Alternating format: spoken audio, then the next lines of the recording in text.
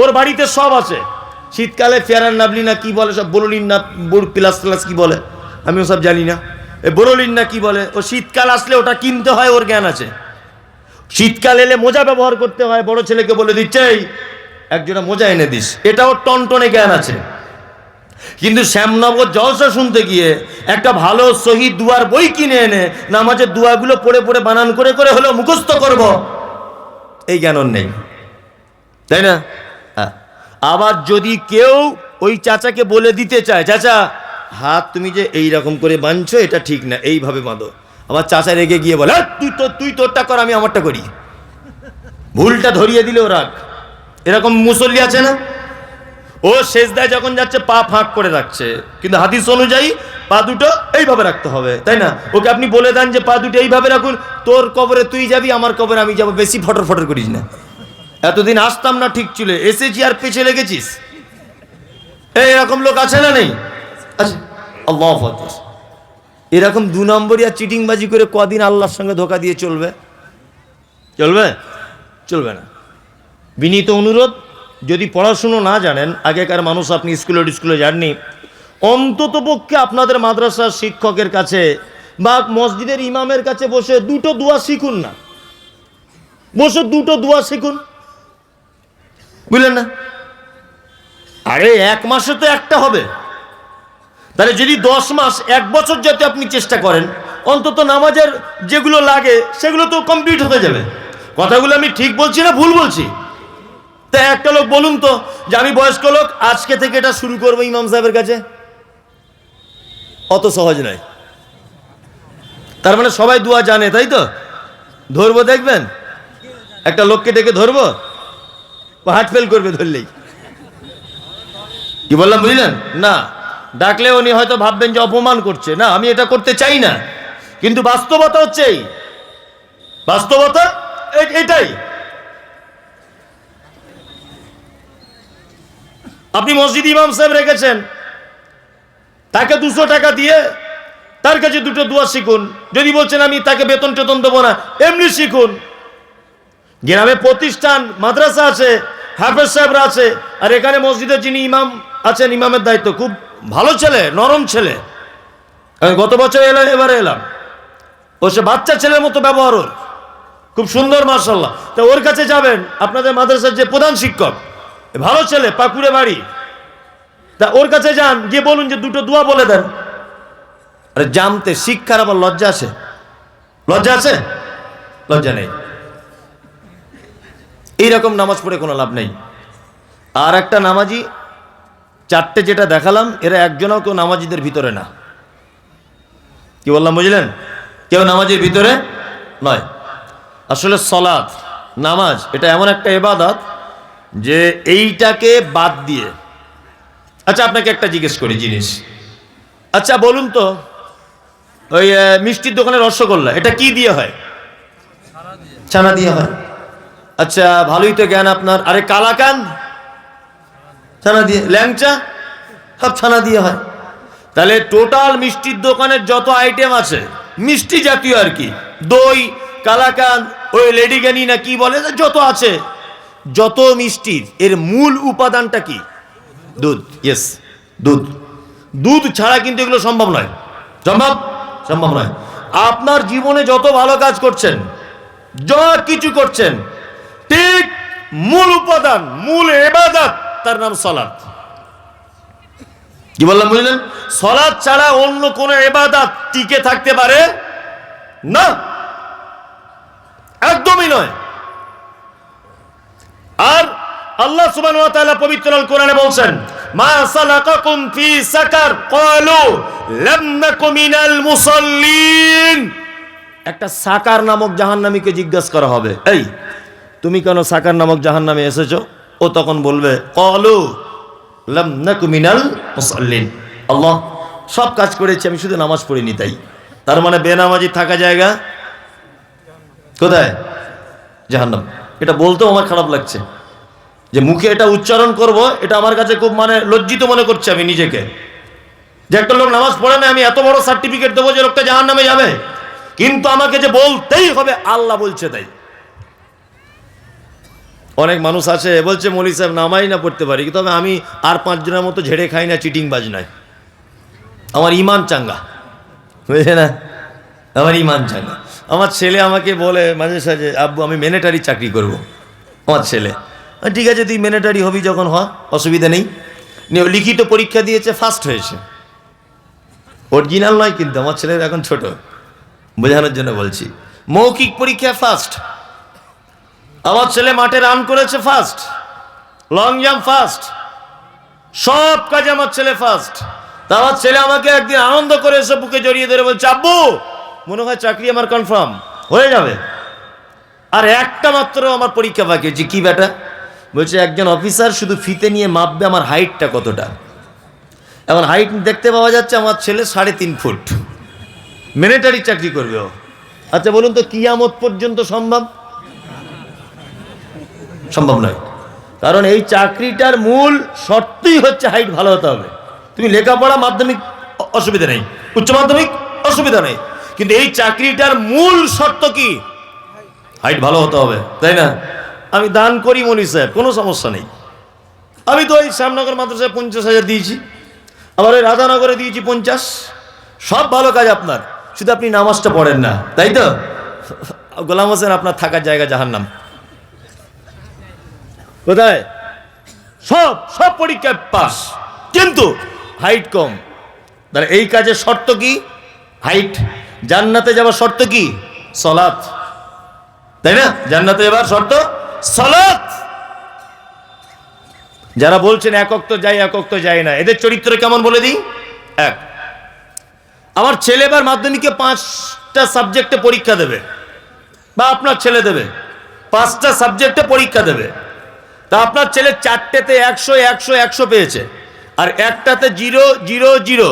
যারা শিক্ষিত মানুষ বা স্কুলের সঙ্গে যুক্ত আছেন আপনারা জানেন, বিবেচনা করে বুদ্ধি কাটিয়ে বলুন, 4টেতে 100 100, একটাতে 0 0, রেজাল্ট যেদিন বার হবে আমার ছেলে পাস না ফেল? ফেল। ফেল মানে জোহরে গেছে 100 100 নাম্বার পেয়েছে, অসুবিধা নেই, ফজরে ঘুম ভাঙিনি তাই পড়েইনি, ফেল, 0। কি বলছি বুঝতে পারছেন? আল্লাহ সুবহানাহু ওয়া তাআলার ভাষা দেখুন, আল্লাহ তাআলা বলছেন আল্লাযীনা হুম সালাওয়াতিহিম ইউহাফিজুন। ফেরদাউস নামক জান্নাতে যাবে তারা, সালাওয়াতিহিম। আলেম ওলামারা আছেন, আল্লাহ বহু বচন শব্দ ব্যবহার করে বলছেন যারা সালাত সমূহ হেফাজত করে। কি বললাম বুঝলেন? যারা সালাত সমূহকে হেফাজত করে তারা, তার মানে যারা 5 ওয়াক্ত সালাত আদায় করে। চলুন, অনেক মানুষ এমন নামাজি আছে যারা বাড়িতে পড়ে, মসজিদে যায় না, এরকম বদ অভ্যাস নেই? আছে। বাড়িতে সালাত ইচ্ছাকৃতভাবে হবে না, কারণ আল্লাহ সুবহানাহু ওয়া তাআলা বলেছেন আরকাউ মা'আর রাকিঈন, তোমরা রুকুকারীদের সাথে রুকু করো। তার মানে জমাতে যাও, তার মানে কি? জমাতে যাও। আল্লাহ মোমেনদের গুণ তারপরে বলছেন ইনফিকুন অমিম্মা রাযাকনাহুম ইনফিকুন। মোমেন আল্লাহর রাস্তায় দান করে। মোমেন কি করে? দান করে। যদি বলছেন মৌলী সাহেব আপনারা পারেন বেশ ভালো, ঠিক ঘুরে ঘুরে জায়গায় এসেছেন দানের ব্যাপারে, আমি কারো কাছে টাকা চাইবো না, তবে বিনীত অনুরোধ আপনি আমাকে 10টা মিনিট টাইম দেন, আপনাকে একটা গুরুত্বপূর্ণ ঘটনা আমি আপনাকে শোনাবো হাদিস থেকে। কি বললাম বুঝলেন? এইটা শুনে আপনি বাড়ি যাবেন, যেখানে পারবেন যান, আমার কোনো আপত্তি নেই। আল্লাহ নবী সাল্লাল্লাহু আলাইহি ওয়াসাল্লাম পৃথিবী থেকে চলে যেদিন গিয়েছিলেন, সেই দিনটির নাম কি? কি বার ছিল সেদিন? সোমবার। সোমবার। জীবনে অনেক কিছু শুনেছেন, আর এইটা আজকে শুনুন। এইটা আমি বলছি, বাংলাদেশের প্রখ্যাত আলেম ডক্টর আসাদুল্লাহ আল গালিব একটা বই লিখেছেন সিরাতুর রাসূল। এই বইয়ের একেবারে শেষের দিকে এই ঘটনাগুলো বিস্তারিতভাবে পাবেন। আমি একদম আজকে পড়লাম এবং একাধিকবার পড়ে আপনাকে বলছি। সহিহ হাদিসের উদ্ধৃতি দিয়ে তিনি ঘটনাটা বর্ণনা করেছেন। আল্লাহ নবী সাল্লাল্লাহু আলাইহি ওয়াসাল্লাম সোমবার পৃথিবী থেকে চলে গেছেন। তার আগের বৃহস্পতিবার জীবনের শেষ নামাজ জমাতে পড়িয়েছিলেন মাগরিবের, বৃহস্পতিবার মাগরিবের। আর বৃহস্পতিবার মাগরিবের প্রথম 2 রাকাতে যে তেলাওয়াত করেছিলেন সূরা মুরসালাত, যার শেষ আয়াত ছিল ফাবি আইয়ি হাদিসিম বাদাহু ইউমিনুন। আল্লাহ বলছেন এর পরেও কি তোমরা অন্য কোন কথার উপর ঈমান আনবে? বিশ্বনবী ঠিক যেন উম্মতদের উদ্দেশ্যে কথা বলতে চেয়েছেন শেষ আয়াত দ্বারা, ফাবি আইয়ি হাদিসিম বাদাহু ইউমিনুন। মাগরিবের সালাত শেষ, বাড়ি চলে এলেন। হযরতে বেলাল মসজিদে নববীতে যেন ইশার আজানের ধ্বনি দিয়ে দিলেন, হাইয়া আলাস সালাহ হাইয়া আলাস সালাহ। হযরতে বেলাল, আল্লাহ রাসূল উঠলেন, উঠে আয়েশাকে ডেকে বলছেন, আয়েশা আয়েশা একটু পানি দাও তো আমাকে।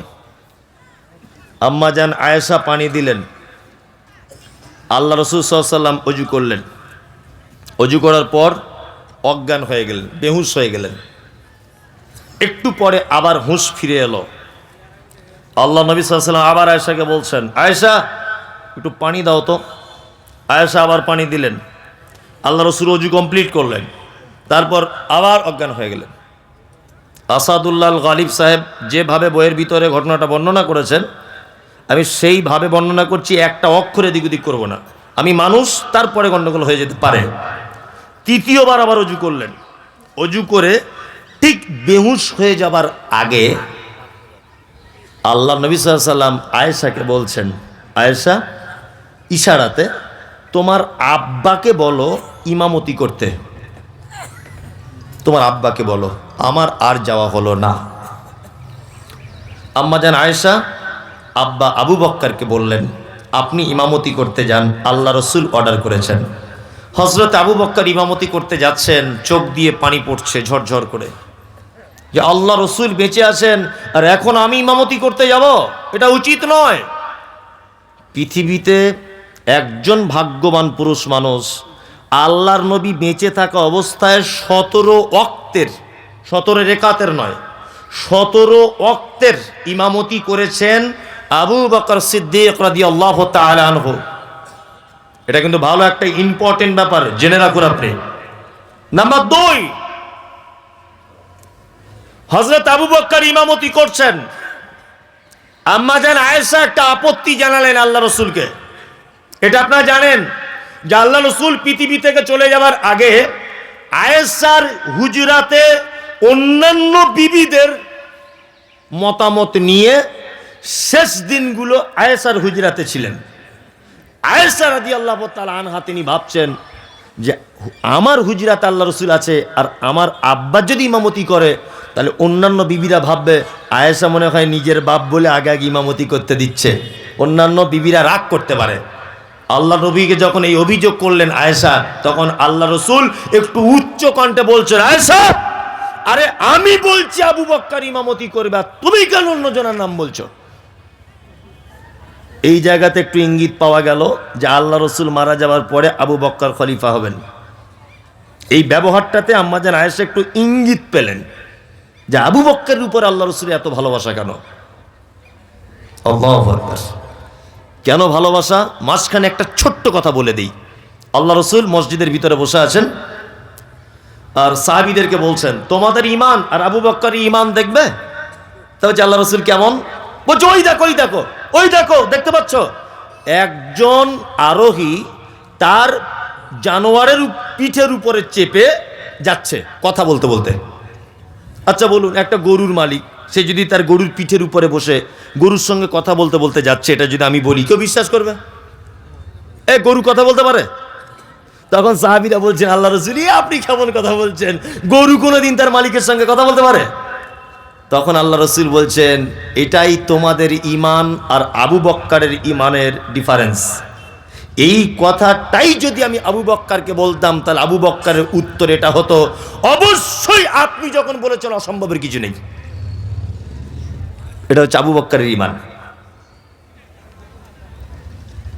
শুক্রবার চলে গেল, আল্লাহ রসুল মসজিদে যেতে পারেননি। শনিবারের দিন আল্লাহ রসুল একটু সুস্থতা অনুভব করলেন। জোহরের আজানের আগে আল্লাহ রসুল আয়েশা রাদিয়াল্লাহু তাআলা আনহাকে বলছেন, আয়েশা, দুজন সাহাবীকে বলো তো আসতে। তা আম্মা জান আয়েশা বলছেন, আমি পর্দার আড়াল থেকে দুজন সাহাবীকে বললাম, আপনারা দুজন আসুন। আল্লাহ রসুল দুজন সাহাবীর কাঁধে ভর দিলেন। তখন ইমামতিতে দাঁড়িয়ে গেছেন হযরত আবু বকর সিদ্দিক রাদিয়াল্লাহু তাআলা আনহু, জোহরের নামাজের ইমাম। কে? আবু বকর। আল্লাহ রসুল মসজিদে ঢোকা এই ব্যাপারটা আবু বকর বুঝতে পেরে গেলেন যে আল্লাহ রসুল এবার ঢুকছেন। আবু বকর পিছনে হটে আসার মনস্থির করলেন। আল্লাহ রসুল আবু বকরকে ইশারা করে বললেন, আবু বকর, একদম নয়, ইমামতির জায়গাতে মেহরাবি তুমি দাঁড়াও। আবু বকর দাঁড়িয়ে আছেন। আল্লাহ রসুলকে নিয়ে আবু বকরের বাম দিকে বসিয়ে দেওয়া হলো। আবু বকরের কোন দিকে? তাহলে আবু বকর যদি ইমাম হয়, ধরে নেন এই যে ইমামতি করছেন আবু বকর, আর আবু বকরের বাম দিকে যদি আল্লাহ নবীকে বসানো হয়, তাহলে আল্লাহর নবীর কোন দিকে হলো আবু বকর? ডান দিকে। এটা জেনে রাখুন, ইসলামের প্রথম মুকাব্বির তিনি হচ্ছেন হযরত আবু বকর সিদ্দিক রাদিয়াল্লাহু তাআলা আনহু। এই মুহূর্তের সাথে সাথে ইমাম পরিবর্তন, আল্লাহ রসুল হয়ে গেলেন ইমাম, আবু বকর হলেন মুকাব্বির। এখান থেকে একটা মসলা জেনে নেন যে ইমাম অসুস্থ হলে প্রয়োজনে বসে ইমামতি করতে পারে। মাথায় রাখবেন, কি বললাম বুঝলেন? আল্লাহ রসুল বসে বসে আস্তে আস্তে করে ইমামতি করছেন, সাহাবীরা গলার আওয়াজ শুনতে পাচ্ছেন না অসুস্থ বলে, এই জন্য পাশে দাঁড়িয়ে উনি যখন বলছেন আল্লাহু আকবার আল্লাহ রসুল, তখন আবু বকর জোরে বলছে আল্লাহু আকবার, মুকাব্বির। বুঝুন ভালো করে। জোহরের নামাজ শেষ, আল্লাহ নবী সাল্লাল্লাহু আলাইহি ওয়াসাল্লাম বাড়ি এলেন। আয়েশার হুজরাতে আল্লাহ রসুল ঢুকেই প্রথমেই আম্মাজান আয়েশাকে বলছেন, আয়েশা, আচ্ছা বলো তো, আমাদের বাড়িতে কি কোনো টাকা পয়সা আছে?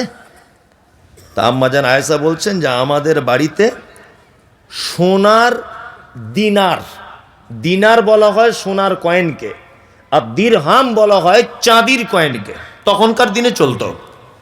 তা আম্মাজান আয়েশা বলছেন যে আমাদের বাড়িতে 5টা থেকে 9টা দিনার অর্থাৎ স্বর্ণের কয়েন আছে।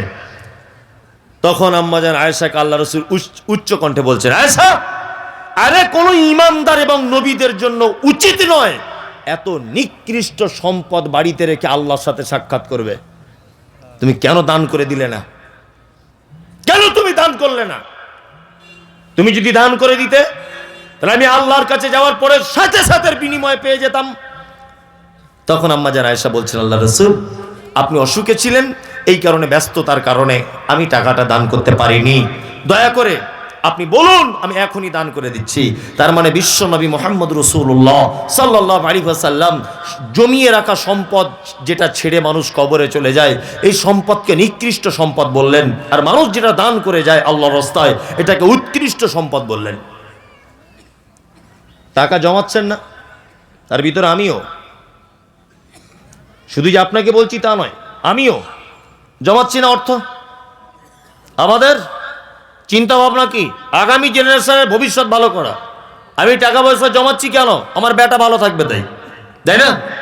জি, আপনি কেন টাকা পয়সা উপার্জন করছেন? আপনার বেটা ভালো থাকবে তাই, তাই না? পৃথিবী যে কেমন জায়গা এটা আপনাকে দেখাবো, বাস্তবে আমি দেখাবো কেমন। এই দেখুন, আপনাকে দেখাচ্ছি পৃথিবী কেমন জায়গা। চাচা আপনি এখানে আসুন তো, আপনি এখানে আসুন, আসুন, কিছু ধরবো না ভয় নেই, আসুন। আপনি আমার আব্বার থেকে বয়স্ক মানুষ, আসুন, আসুন, দুজনেই আসুন না, কথা বলিয়েন না। এই দেখুন, অনেক সময় বাস্তব কিছু জিনিস থেকে আমাদের জ্ঞান গ্রহণ করতে হয়, হয়তো হয় না? অবশ্যই জ্ঞান প্রতিটা জিনিস আছে, আমরা জ্ঞান বার করতে পারছি না। তাই এক, পৃথিবী কেমন জায়গা আমি আল্লাহর কসম বলছি বাপ, আপনাদেরকে অপমান করার জন্য আমি ডাকিনি। হ্যাঁ, শুধু মানুষকে কিছু শিক্ষা দেওয়ার জন্য আপনাকে ডেকেছি। কি নাম আপনার? আপনার নাম বলেন। আব্দুল আজিজ। আব্দুল আজিজ। পৃথিবী কেমন জায়গাটা বলছি। আপনার বয়স কত হতে পারে মোটামুটি একটা? আমার বয়স মোটামুটি 40-45। হ্যাঁ, যাই হোক, মানে ওনার বয়স মোটামুটি 60 বছর প্লাস। আপনার কত? বয়স আমার 66, কাগজ কলম। ও, 60 বছর। আপনার দুজনের আব্বা বেঁচে আছে? আব্বা বেঁচে আছে? অনেক আগে মারা গেছে? কতদিন হবে? হ্যাঁ, 10-20 বছর। আপনার? আমার 50 বছর। 50 বছর হয়ে গেল। দুজনা ইমানদারির সাথে সত্যি কথা বলুন একদম। আপনারা দুজন কেউ মিথ্যা বলেন না আমি জানি, তারপরেও এখন এই মুহূর্তে ইমানদারির সাথে বলবেন। আপনার আব্বা মারা গেছে 50, আপনার 20। আপনারা দুজনা কোনোদিন আপনাদের আব্বাদের কবরের পাশে দাঁড়িয়ে বলেছেন যে আল্লাহ আমার আব্বাকে একটু ক্ষমা করে দাও? সত্যি কথা বলবেন। যান যান, গিয়ে বসুন বসুন, হয়ে গেছে, যান। এর নাম পৃথিবী। যান, আপনারা দুজন বসুন। এর নাম কি? এর নাম পৃথিবী। এদের দুজনারই আব্বা কিন্তু টাকা পয়সা সম্পত্তি যা করেছিল দুজনের ভবিষ্যতের জন্য করেছিল না? হ্যাঁ, করেছিল। কিন্তু তার বাপের কপালটা এত খারাপ যে যে বেটার জন্য হারাম হালাল দেখা দেখি করেনি, টাকা ইনকাম করতে হবে করেছে। দুঃখের বিষয়, সেই বেটা আজ কবরের মাঝে গিয়ে একবারও বলল না যে আল্লাহ আমার আব্বাকে একটু ক্ষমা করে দাও। এই পরিস্থিতি কিন্তু আপনারও। এ পরিস্থিতি কার? আপনার। এতে অনুপরিমাণ কোনো ত্রুটি নেই। এই পরিস্থিতি আপনার অনিবার্য। আপনি মারা যান, আপনার বেটা কখনো কোনোদিন আপনার কবরে গিয়ে বলবে না যে আল্লাহ আমার আব্বাকে একটু ক্ষমা করে দাও। বলবে? বলবে না। আপনার স্ত্রীর প্রতি আপনার ভালোবাসা ও আপনার প্রতি ভালোবাসা ততক্ষণ যতক্ষণ আপনার অর্থ আর নিঃশ্বাস আছে। কি বললাম বুঝলেন? স্বামী স্ত্রী একই খাটে শুয়ে আছেন, একই খাটে শুয়ে আছেন আপনারা দুজন। রাত 2টোর সময় আপনার স্ত্রী দেখছে আপনি মারা গেছেন। ও যদি কম্বল খুলে দেখে আপনি মরা, বলুন ও 1 সেকেন্ডের জন্য ওই ঘরে আর টিকতে পারবে? পারবে না। অথচ শোয়ার সময় গলা ধরে বলেছিল তোমায় ছাড়া বাঁচবো না। তার মানে বোঝা যাচ্ছে পৃথিবীর যত রঙ্গরস, যত প্রেম প্রীতি যা কিছু আছে, দুটো কারণে, এক অর্থ, 2 নিঃশ্বাস। আপনার টাকা নেই, আপনার বেটা আপনাকে শালা বলে গাল দেবে। এই কথাটাই বলবে, তুই আমার জন্য কি করেছিস বল, বলবে না? তার মানে আপনার অর্থ নেই, আপনার বেটা আপনাকে শালা বলে গাল দিচ্ছে, তাই না? ওই জন্য বলছি টাকা পয়সা ইনকাম করুন, বেশি কিছু রেখে যাওয়ার চিন্তা ভাবনা করবেন না যে চামারগিরি করে সব টাকা পয়সা রেখে দিব, মাদ্রাসা মসজিদ গরিব এতিম ফকির কাউকে দেব না, বঞ্চিত করব সবাইকে, সব রেখে যাব। এতে আপনার অনুপরিমাণ কোনো সফলতা নেই। আমরা যারা এখানে দান করেছি বেশিরভাগ মানুষ কি বলছে একজন, আপনার গাড়িতে বোম মারা হয়েছিল কেন? ওই হুজুরেরা। হুজুর, আমি তো এখন পশ্চিমবাংলার সব থেকে হুজুর বিরোধী লোক। ওদের নাম শুনলে আমার শরীরের রক্ত গরম হয়ে যায়। ওদের নাম মানে ওই পীর সাহেবদের নাম মুখে আনলে আমার অজু নষ্ট হয়ে যায়, মানে গালটাল দিয়ে ফেলি হয়তো মনে মনে কখন। এই জন্য বলছি, কি বললাম বুঝলেন তো? ওদের থেকে যত কিলোমিটার ডিস্টেন্স থাকা যায় আর কি দূরে থাকবেন। হাওড়া জেলাতে বোম মেরেছিল গাড়িতে। কি বললাম বুঝলেন? প্রোগ্রাম করে আসছিলাম, রাস্তাতে সব ইয়ং ছেলেরা বাঁশ নিয়ে দাঁড়িয়ে আছে। তা আমি আসছি, গাড়িতে মারতে গেল। আমি ড্রাইভারকে বললাম যে এখান থেকে তুমি গাড়িটা একটু গতি বাড়াও। আর আমার যে ড্রাইভার সে একদম আগুন ড্রাইভার আর কি। যাই হোক, তা ওদের ওভারটেক করে কোনো রকম গাড়িটা আগে না, আমি দাঁড়ালাম। আর যে কী হয়েছে তোদের, মারবি আমাকে? এই কথা বলার পরে একজন আমাকে একটু গালাগালি করলো। গালাগালি করার সাথে সাথে দুজন দেখলাম সাইডে চলে গেল, আর একজন অকথ্য ভাষায় গালাগালি দিচ্ছে। আমি যেখানে প্রোগ্রাম করতে গেলাম সাথে সাথে ফোন করলাম, ওরা একদম 2-3 মিনিটের ভিতরে ওখানে চলে এলো। তখন আমার সঙ্গে আর কি চলছে ফাইটিং নিয়ে। ওরা এসে যখন প্রচুর লোক চলে এলো, ওদের একজনকে ধরে প্রচণ্ড মারধর করলো, মানে মাথা ফাতা ফাটিয়ে দিয়েছে মেরে আর কি। এখন তারপরে যখন এরা সংখ্যায় বেশি আমার পক্ষের লোক, তখন ওরা কি করলো, ওই আমার গাড়ির সাইডে একটা বোম মেরে দিল, এরকম একটা ব্যাপার। তখন আমি গাড়ির বাইরে দাঁড়িয়েছিলাম। ঘটনা হচ্ছে, আমি সেই আল্লাহর প্রতি আমার বিশ্বাস, যে আল্লাহ মাছের পেট থেকে একজন নবীকে বাঁচিয়েছিলেন, আমি সেই আল্লাহর প্রতি ঈমান রাখি। যে আল্লাহ নদীতে রাস্তা বানিয়ে মূসাকে পরিত্রাণ দিয়েছিলেন, আমি সেই আল্লাহর প্রতি এখনো বিশ্বাস রাখি, মৃত্যু পর্যন্ত থাকবে। সারা পশ্চিম বাংলায় আমি যেভাবে শিরিক এবং বেদাতের ব্যাপারে, হুজুরদের ব্যাপারে যে সমস্ত বক্তব্য রেখেছি, তাতে করে এতদিন আমার বেঁচে থাকার কথা নয়। কারণ আমি যে জায়গায় বসবাস করি, এখানে আহলে হাদিস বলে কিছু নেই, সহিহ আকীদা, সব পীর ফকির হুজুরে ভর্তি। কি বললাম বুঝলেন? তারপরেও ইনশাআল্লাহ কোনো দিন কোনো রকমের কোনো বিপদের সম্মুখীন হয়নি। ছোটোখাটো কোনো বিপদের সম্মুখীন হয়েছি, আমাকে পুলিশ সব জায়গাতে মারাত্মকভাবে সাপোর্ট করেছে। আল্লাহ বাঁচিয়েছে, এটা তো আলাদা একটা দিক। দুনিয়াবি যদি কেউ সাপোর্ট করে, আমি সবসময় কিছু হলে পুলিশের দ্বারস্থ হলে পুলিশ আলহামদুলিল্লাহ সবসময়তেই ব্যাপক হারে সাপোর্ট করেছে। যেমন গত কালও করেছে। আলহামদুলিল্লাহ, আমার জন্য দোয়া করবেন যাতে জাতির সামনে সঠিক কথাগুলো নিখুঁতভাবে বলতে পারি, শুধু এই দোয়াটা করবেন। যাই হোক, আপনারা যারা এতক্ষণ দান করেছেন, পদ্ধতি একটাও ঠিক হয়নি। যদি বলছেন আমরা এত লোক বসেছিলাম, কেউ ভুল ধরতে পারলো না, আপনি ধরলেন না, এটা হাদিস কোরআন নয়। পদ্ধতি একটা ভালো জিনিস বলছি, এখানে যারা বসে আছেন, দান দুটো পদ্ধতিতে করবেন যদি আগামী দিন ভালো আপনি চান। এক, বাড়িতে ভিখারি এলে বাচ্চাদের হাত দিয়ে ভিখ দেবেন। কি বললাম বুঝলেন? তাতে করে আপনার বাচ্চা শিশু মনে একটা দাগ কাটবে, একটা শিক্ষা জন্ম হবে যে আমার আব্বা মা জীবনে কোনোদিন কোনো ভিখারিকে ফেরাতো না। দুই, জলসাতে যখন কোনোদিন দান করবেন, তখন বাপ সবসময় বেটার জন্য দান করবেন, যে আমার বেটা আশরাফুল, তার জন্য 2000। বেটা বয়স 40 বছর, তারপরে ওর জন্যই দেন। কারণ বেটা যেন লজ্জিত হয় যে আমার আব্বা বুড়ো বয়সে আমাদের কল্যাণ কামনা করছে। ভালো করে বুঝবেন। তার মানে আপনার আব্বা চলে গেলে, আপনি চলে গেলে, আপনার বেটাও আপনার জন্য দান করতে পারে। কি বললাম বুঝলেন না? এই জন্য বলছি, এটা একটা মাদ্রাসার জলসা।